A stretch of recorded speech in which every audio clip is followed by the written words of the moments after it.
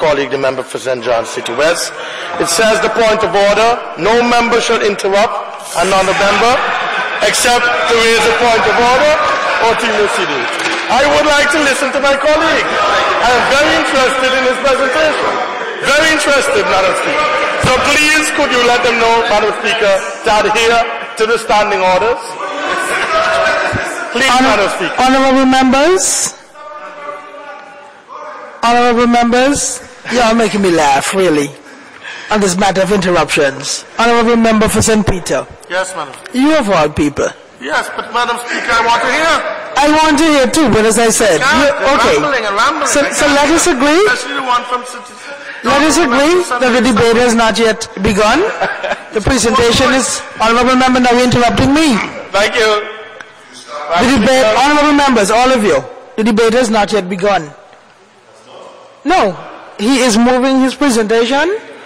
When I open the floor for debate, everybody will have his or her chance. Thank you. Thank you very much, Madam Speaker. Is that a point of order I'm taking? I'm not even too sure. If it's not a point of order, take your seats. No. Honourable AG, please take your seats. There is no such point. On that note, you may sit out the rest of the night. Thank you. Thank you very much. When I open the floor for debate, everybody will have a turn. Thank you very much. Anyway, Madam Speaker, the report continues. He says that something appears to be strange. Namely, it was recognized that ground condition at specified depth was not suitable due to very poor soil condition. One would have had to assume that an entire 7-mile stretch of road had bad soil. So this argument, Madam Speaker, by the Director of Public Works that there was bad soil condition. Our engineer is saying, hey, based on his report, the entire 6 or 7 miles of roads would have had to be bad. He went on to say, Madam Speaker, it would also mean that the depth to attain suitable soil was consistent. And this is his opinion. I do not believe that this is possible for the area and the length of road in question. Additionally, at what point in the course of the bill did C.O. Williams and the site engineer determine this? In other words, Madam Speaker, having done the soil testing a long time before they started construction, they ought to have known about the quality of the soil. Continues, Madam Speaker,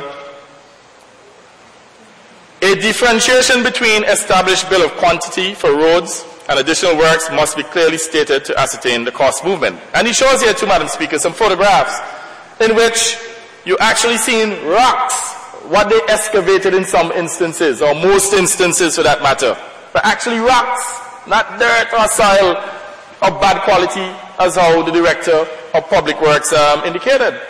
And this information is on the internet, where he took photographs showing that, hey, they had to actually cut through rocks. You want any better material than that? Now, Madam Speaker, the report continues. I am to assume that when the site engineer made substantial changes, it was with the consent and approval of certain individuals, to include the chairman of the coordinating committee, and it ought to have included the Director of Public Works. But as we said, Madam Speaker, the Director of Public Works was conveniently excluded. Now he says here, Madam Speaker, the Director's report begs the question how scheduling for the roads work was determined and why Public Works was unable to deliver its assigned portion of work on time to a project of national importance and priority. And as I said, Madam Speaker, almost a year before, we came to this Honourable House and literally prompted the government to get in a state of readiness.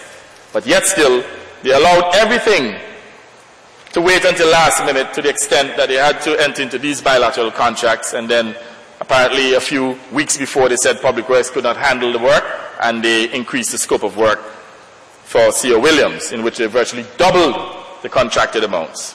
Now, Madam Speaker, the telling part of this particular report, which I'm just going to try and conclude, is that he has shown where we have had substandard work, Madam Speaker, where the sidewalk after less than a year were actually porous. He has here, for instance, Madam Speaker, that the condition of a particular part of the South Stadium structure at the main entrance, Madam Speaker, he says here that the concrete work is such that it was substandard. He also went on to say, Madam Speaker, that the bad roadwork construction is such that within a matter of a year, they should not have deteriorated to the extent that they had, in which a number of them had potholes at that time. He has shown, for instance, to Madam Speaker, where the roads were not the width as indicated by the Director of Public Works. He has also shown, Madam Speaker, where the Director of Public Works says that there were 8 inches of asphalt, that in some instances there was even less than 1 inch of asphalt, Madam Speaker. And the good thing about it, is that he actually used a rule and measured it and took a photograph of it. It's right here in this report, so that you know that he's not lying. And Madam Speaker, he says here, for instance, like the elliptical road east of the stadium, there was 2 inches of asphalt, and already the road is falling to pieces. In fact, I have it right here in this report. So when we circulate it, you see it. And if you had looked at the placards that we had in our picket, you would have seen where we demonstrated that the roadworks are already falling to pieces.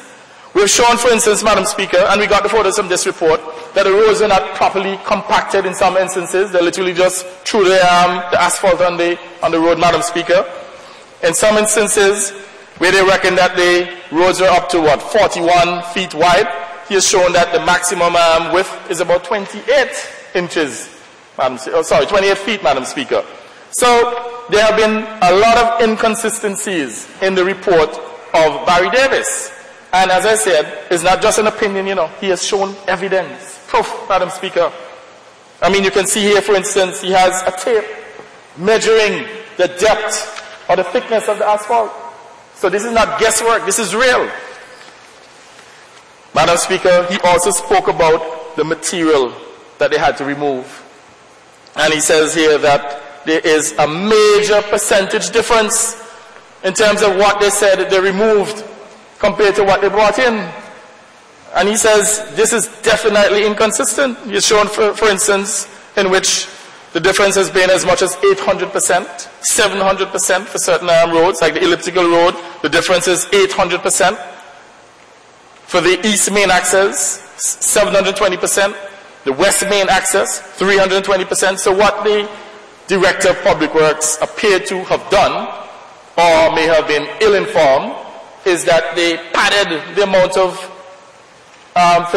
material that they said they had to bring in order to deal with the bad soil condition. He's saying that is not so. So, Madam Speaker, having gotten this report, we recognize that, look, there are some fundamental problems here, and there's no way that a mile of road at the stadium, Madam Speaker, could run the people of this country $5, $6, $7, $8, $9, $10 million. Impossible.